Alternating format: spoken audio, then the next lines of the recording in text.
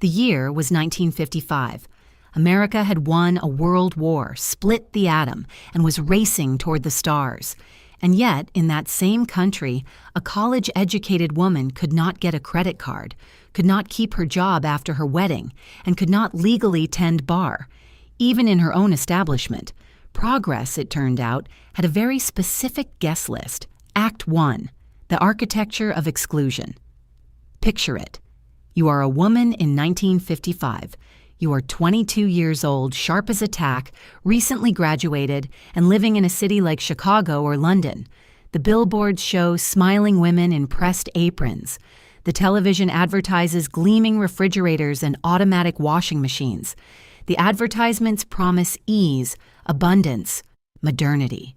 The message is clear. This is the best time in history to be alive. But the moment you step off the page of that advertisement and into the actual world, something else becomes clear very quickly. This abundance, this gleaming, chrome-plated progress, has an invisible fence around it, and you are on the wrong side. In 1955, state and federal laws across the United States, alongside statutory frameworks in the United Kingdom, legally barred women from a vast array of occupations. Not culturally discouraged, not socially frowned upon, legally barred. There were statute numbers. There were judicial precedents. There were signed court rulings sitting in archives right now that said, in plain language, that a woman's independent participation in the economy was a problem to be managed. Underground mining was prohibited for women in 17 American states and across the entire United Kingdom, where the Mines and Quarries Act of 1954 made it an offense to employ any female below ground at a mine. Commercial aviation was effectively closed off, not by a single dramatic law, but by a quiet regulatory chain that required pilots to accumulate military flight hours, and the military barred women from flying. Bartending was legally restricted in major American cities, and jury service, the most basic expression of civic participation, was outlawed for women entirely in Alabama, Mississippi, and South Carolina. These were not ancient laws gathering dust in forgotten legal codes. They were active, they were defended, and the courts were fully on board.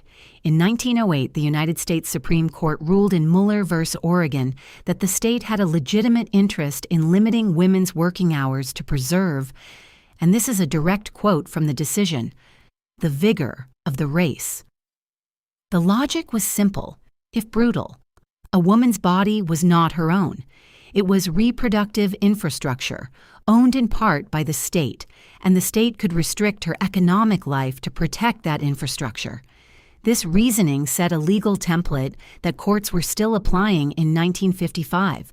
So when people today look back at the mid-century and see those pastel kitchens and that polished suburban calm, what they are actually looking at is the surface of a highly engineered system. A system that had been built, defended, and regularly updated to keep women financially dependent, legally subordinate, and economically contained. The question worth asking is, how did it actually work, day to day? What did it feel like to live inside it? Imagine waking up on a Tuesday morning in Chicago. You are 22. You are married, because the median age for first marriage for women in 1955 is a record low of 20 years and 2 months. You likely married before you had time to build much of a career, but perhaps you had started. Perhaps you had been a primary school teacher, or a bank teller, or a civil service clerk. You were good at it. You were promoted once. You had plans. Then came the wedding. In 1955, across private corporations, local school boards, banks, and insurance firms, the marriage bar is in full effect. There are 2 versions. The higher bar means they simply will not recruit you if you are a married woman. The retain bar means they will keep you right up until you marry. And then you are gone. Terminated. Not for poor performance, not for misconduct, for marriage. Lloyds Bank in Britain had codified this into official policy, classifying married women as temporary supplementary staff rather than permanent employees. This was not carelessness. It was deliberate architecture. By classifying you as temporary, they could avoid paying you a fixed salary, deny you a pension, and dismiss you at will, all without any legal consequence. Air France had it written directly into their employment contracts for stewardesses. For hostesses, marriage shall involve termination of employment. In Canada, the federal civil service marriage bar was not officially abolished until 1955 itself, meaning that up until that very year, a female federal employee faced automatic dismissal the moment she said her vows. So your Tuesday morning begins in the kitchen, because that is where the law and the culture it shaped has placed you. Modern audiences often imagine the 1950s kitchen as an effortless space. The advertisement said so, but look more carefully at the price tags. A 9-cubic-foot Sears Cold Spot refrigerator cost $239 in 1955, equivalent to roughly $3,000 today. A KitchenAid stand mixer, constructed entirely of heavy cast steel and brass gears, runs $140. A washing machine, and bear in mind that many families still cannot afford a fully automatic model, costs between $150 and $300. Adjusted for inflation, that is between $1,900 and $3,800 for a washing machine. What this means in practice is that your Tuesday morning is not effortless. You feed heavy, soaking wet laundry through the rubber rollers of an electric wringer by hand. You hang sheets on an outdoor clothesline. You will spend a significant part of the afternoon ironing stiff cotton garments with a heavy iron. The house is heated with coal or fuel oil, which means daily dust and constant sweeping. Without access to birth control pills, which will not be approved until the 1960s, young families grow quickly, and quickly means more laundry, more cooking, more cleaning. By mid-morning, you need groceries. Your weekly budget is approximately $20, about $230 in today's money. This is not poverty. This is the standard operating budget for a middle-income household in 1955, and it demands mathematical precision. A whole chicken purchased on Sunday is carved for sandwiches on Monday, converted into a hash by Wednesday, and boiled into vegetable soup by Friday. Nothing is wasted. Waste is not a minor inconvenience in 1955. It is a moral failure. You walk to the market. Ground beef costs 39 cents a pound. Van Camp's baked beans are a dime a can. A 2-pound package of Kraft Velveeta costs 79 cents. A pound of 8 o'clock coffee, ground fresh at the checkout, runs 95 cents. You know every price. You have to. Then you walk to the bank. This is where the day takes a different kind of turn.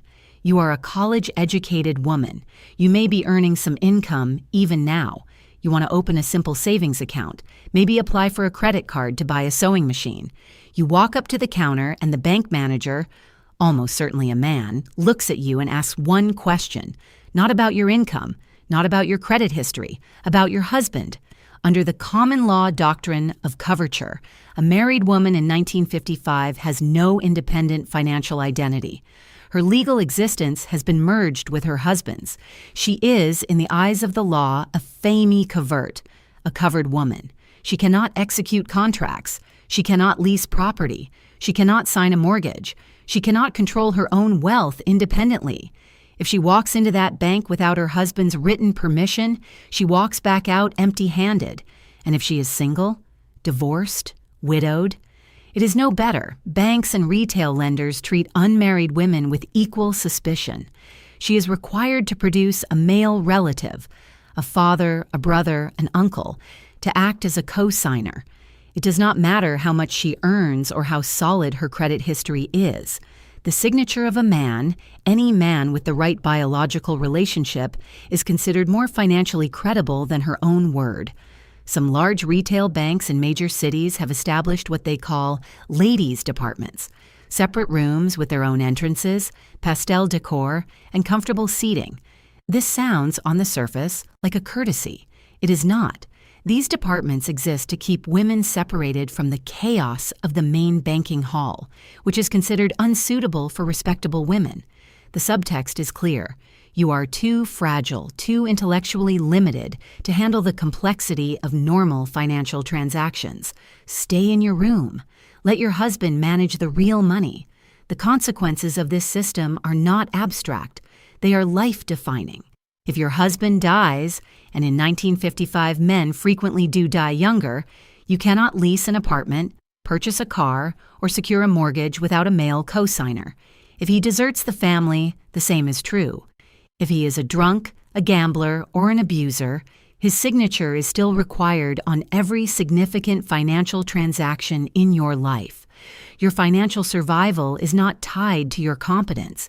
It is tied entirely to his continued presence and goodwill. There is no safety net. There is no legal protection. There is no law against employment discrimination on the basis of sex in 1955. The Civil Rights Act that will eventually prohibit such things is still 9 years away. You simply have to navigate around the walls as best you can. Most women do not try. The system is not designed to be navigated. It is designed to be submitted to. Now let's talk about the jobs themselves, because the financial restrictions are only part of the picture. The occupational bans are where the law gets truly specific, and in some cases almost absurdly detailed. In 1945, a woman named Valentine Guessert purchased a tavern in Dearborn, Michigan. She owned the building. She owned the liquor license. She owned the business. But because Dearborn was a city of more than 50,000 people, Michigan state law triggered a specific restriction. No woman could work as a bartender unless she was the wife or daughter of the male owner. Valentine was the owner herself, not the wife or daughter of anyone. Under the law, she was legally barred from working behind her own bar. She sued. The case went to the United States Supreme Court. In 1948, the court ruled against her 6-3. Justice Felix Frankfurter, writing for the majority, concluded that the Constitution did not require states to keep up with the latest scientific or social standards. Michigan, he argued, was fully within its rights to protect women from the moral hazards of the barroom environment. The moral hazards argument is worth pausing on because it is worth understanding what it actually meant in practice. Male bartenders' unions had lobbied for this restriction specifically to protect their wages from female competitors who were willing to work for less. The moral hazard was not the bartending itself. The moral hazard, from the union's perspective, was a woman who might undercut the going rate. The Supreme Court handed them a constitutional shield to hide behind, and it remained in place throughout the 1950s. Women could serve drinks as waitresses. They were legally barred from the higher-paying job of pouring them. The bartending ban was part of a much wider pattern. Across the 1950s, states maintained what were euphemistically called protective labor laws, regulations that limited the hours women could work, the shifts they could take, and the physical tasks they could be asked to perform. Most states legally capped the number of hours a woman could work per day at 8 to 10 hours and per week at 48 to 54 hours. Night work in factories, printing shops, and transportation was legally prohibited for women. In states like California, women were barred from lifting objects above 25 pounds in the workplace. On the surface, these sound like health protections. They were not. Mathematical analysis of mid-century voting patterns shows that support for protective labor legislation was concentrated among lower-skilled married men and the trade unions that represented them.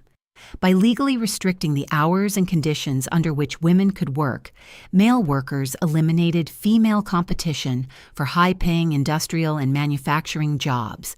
They kept the male breadwinner wage structure intact. The protection was not for women. It was protection of male wages from female competition. Then there is the sky. In 1955, commercial aviation is one of the fastest-growing and most glamorous industries in the world. Airlines are expanding their routes, building their fleets, and hiring aggressively. And women are a visible presence in the industry. Just not in the cockpit. The stewardess course is carefully cultivated as a marketing tool. Airlines weigh their flight attendants before every trip.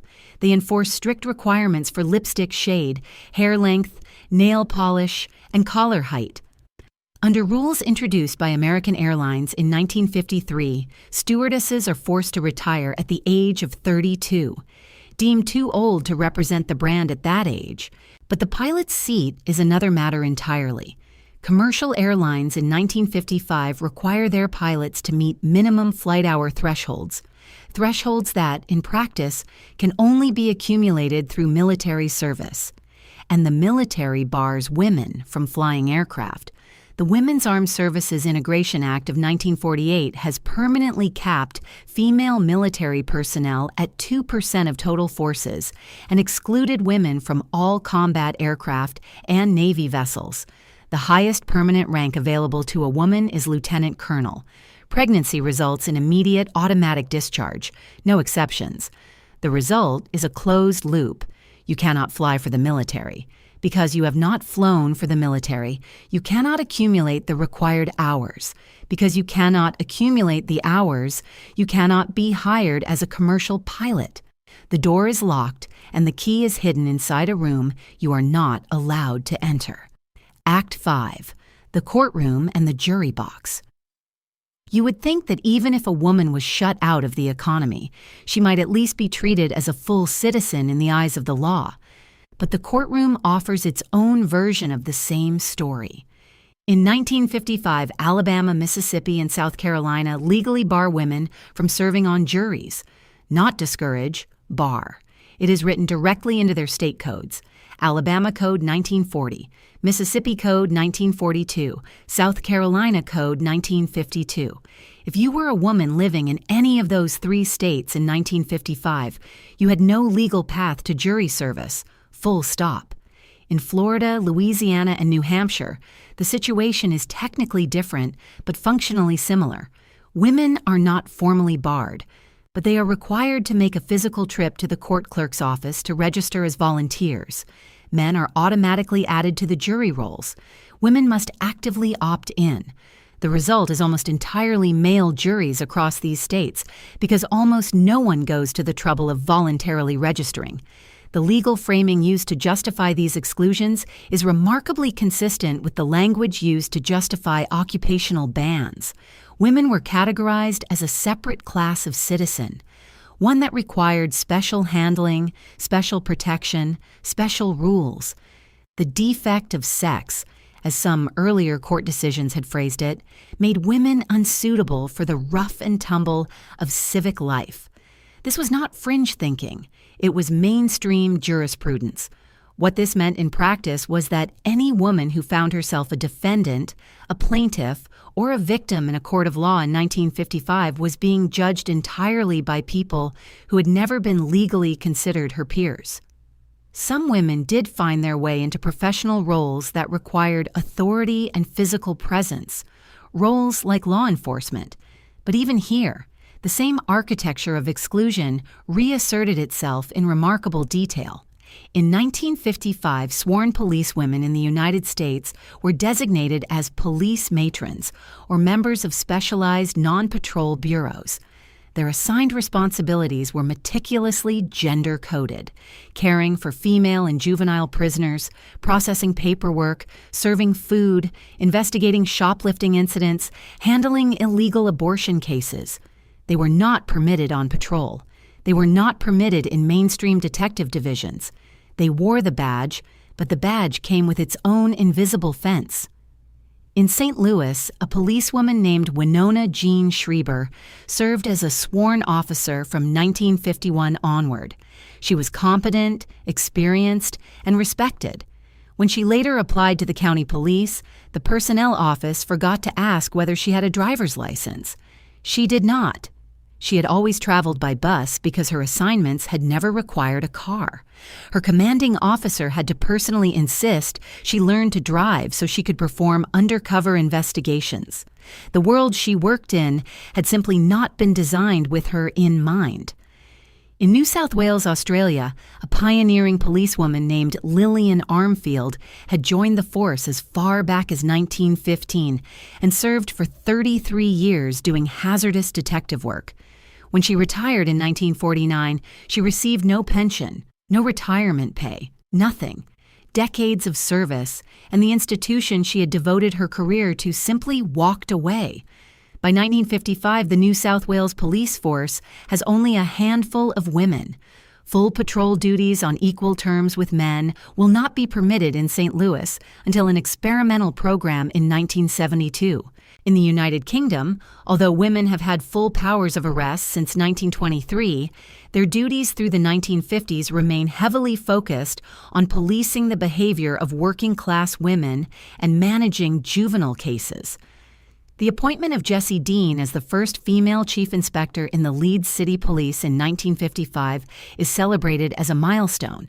She remains an exception in a force of thousands. Seat 7. The wage gap and the mathematics of dependence.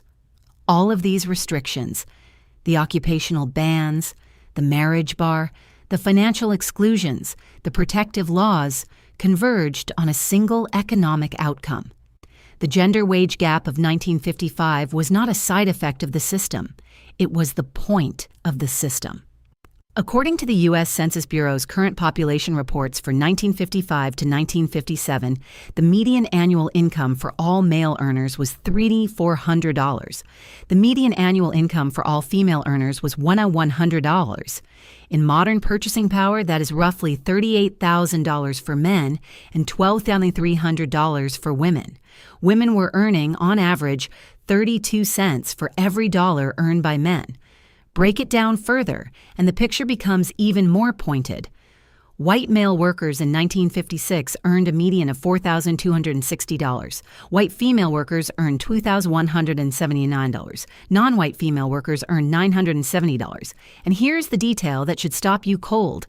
A college-educated woman in 1956 earned a median annual income of $3,050. That is less than a white male worker with only a high school diploma who earned $3,150. The credential that was supposed to change everything, the degree, the education, the years of study, did not even get a woman to the starting line of what a man without that degree was already earning. The ideological justification for this disparity had a name: pin money. If a married woman worked, her wages were dismissed as pin money. Discretionary income meant only for extras like family holidays or new household appliances. Because she was presumed to have a husband supporting her, she was presumed not to have dependents of her own. Because she had no dependents, she did not need a living wage. And because she did not need a living wage, employers could pay her far less without social consequence. This logic was circular and self-fulfilling. The system kept women financially dependent on marriage. Financial dependence on marriage made women appear to be temporary workers. Appearing to be temporary workers justified lower wages. Lower wages made financial independence impossible. An impossibility made dependence on marriage appear natural and inevitable. It was not natural. It was engineered. There is one more part of this story that the advertisements never showed. One that sits underneath everything else, quiet and devastating. In 1955, birth control pills do not exist. They will not be approved until 1960, and even then will not be legally available to unmarried women in every state for years after that. Abortion is a criminal offense punishable by imprisonment. And an unmarried woman who becomes pregnant faces not just personal difficulty, she faces total social destruction. The standard response across the United States and the United Kingdom is the maternity home. Thousands of young pregnant women are quietly removed from their families and sent to religious-run institutions, facilities run by the Florence Crittenton Home Network, by the Salvation Army, by Catholic Charities. Once inside, they enter what historians now call the baby scoop era. What happened in these homes was not care. It was coercion. Residents were subjected to intense emotional manipulation, required to perform hard manual labor to pay for their confinement, and kept in strict isolation from their families. Social workers and staff systematically worked to destroy the girls' confidence in themselves as mothers. They were told they were unfit. They were told their children deserved better. They were told that signing the adoption papers was the only loving thing they could do. Many were not allowed to see their children after birth. Some were not allowed to hold them. The adoption papers were frequently placed in front of them in the hours immediately after delivery, when they were exhausted, in pain, and completely alone. The Washington, D.C. Florence Crittenton Home published brochures in the early 1950s claiming to support mother and child together. But as the demand for healthy white infants among wealthy adoptive couples increased through the decade, the institution's priorities shifted. Social workers began categorizing unmarried pregnant women as psychiatric cases, mentally disturbed, deviant, unfit. Some were confined to psychological institutions on grounds of being feeble-minded. By the early 1960s, academic publications were openly discussing the supply of infants for the adoption market. This was not a secret, it was policy. It was the hidden enforcement mechanism of the moral code that structured everything else. If you stepped outside the boundaries set for you, if you had a child outside of marriage, if you tried to build a life outside of the approved architecture, the system had a very specific set of consequences waiting for you, and they were applied with quiet institutional efficiency. Here is what is often said about the 1950s, that women were happy, that they chose this, that the homemaker role was fulfilling, and the era was one of genuine domestic contentment, and that the women who lived through it looked back on it warmly. Some did. And the lived experience of 1955 was not uniformly grim. There were real pleasures, the smell of fresh bread, the excitement of a new television set, the community of neighborhood life, the genuine warmth of family. The women of 1955 were not victims incapable of joy. They were fully human people navigating the world they had been given. But the idea that the restrictions were chosen, that the occupational bans, the credit exclusions, the marriage bars were simply the expression of freely held preferences, collapses under even basic scrutiny. Over 35.7% of adult women were in the labor force in 1955. They were not absent from economic life. They were present in it and deliberately confined to its lowest-paying sectors. The women who wanted careers in teaching, banking, law, medicine, or corporate management did not lack ambition. They lacked legal protection. They were fired when they married. They were fired when they became pregnant. They were denied credit, excluded from high-paying shifts, barred from professional licensing, and turned away from the courtroom, the cockpit, and the mine. The happiness attributed to the era was, for many women, the happiness of someone who has learned not to ask for what they know they cannot have. The myth of the effortless kitchen is worth examining too. Modern memory has been shaped almost entirely by the advertisements of the era. Images of gleaming appliances and smiling women in clean aprons. But a refrigerator that costs the equivalent of $3,000 today is not effortless. A wringer washer in a dim basement is not effortless. A $20 weekly grocery budget that demands military-grade meal planning is not effortless. The homemaker role in 1955 was a full-time physical job performed without wages, without pension, without legal standing, and without the option to quit. The changes that eventually dismantled this system did not come quickly, and they did not come without a fight. The Equal Pay Act of 1963 made it illegal to pay women less than men for equal work, but it contained so many exceptions that its immediate impact was limited. Title VII of the Civil Rights Act of 1964 prohibited sex discrimination in employment, a provision that had actually been added to the bill by a congressman who opposed the entire legislation and expected the sex discrimination clause to kill it. He was wrong about the bill, but right about the difficulty. Enforcement was weak, slow, and bitterly contested. Credit equality did not come until 1974, when the Equal Credit Opportunity Act finally gave women the right to open bank accounts and apply for credit in their own names. The marriage bar had been effectively eroding since the late 1960s, but its remnants, informal policies, quiet practices, unspoken expectations persisted well into the 1970s. The military's combat exclusions were not significantly dismantled until the 1990s, and the final barriers did not fall until 2015. The women who lived through 1955 and then watched these changes arrive did not all experience them the same way. Some felt profound relief, long overdue. Some felt disoriented by the speed of change. Some had built entire lives inside the old architecture and found the demolition of its walls unsettling rather than liberating. Human beings adapt to the systems they live in. That is not a weakness. It is simply what humans do. But it is worth sitting for a moment with what the women of 1955 actually navigated, not the simplified version, the either-or of oppressed victim or happy homemaker, but the real, granular, daily complexity of it.